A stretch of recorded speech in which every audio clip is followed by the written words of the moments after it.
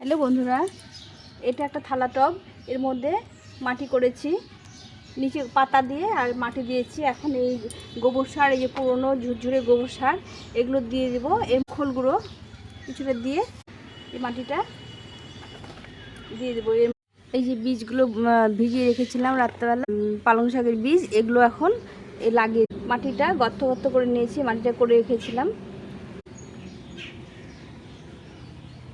এই যে গর্ত মতো করেছিলাম, এগুলোর মধ্যে বীজগুলো দিয়ে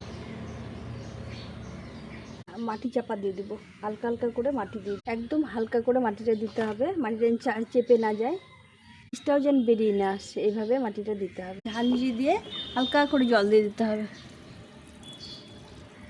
পেপারটা আমি ভিজিয়ে নিয়েছি, পেপারটার উপর দিয়ে মালচিং করে দেবো, এইভাবে করে ঢেকে দেবো। তাড়াতাড়ি চারাটা বেরিয়ে যাবে। কমেন্ট করে জানিও, ভালো লাগলে লাইক শেয়ার সাবস্ক্রাইব করে পাশে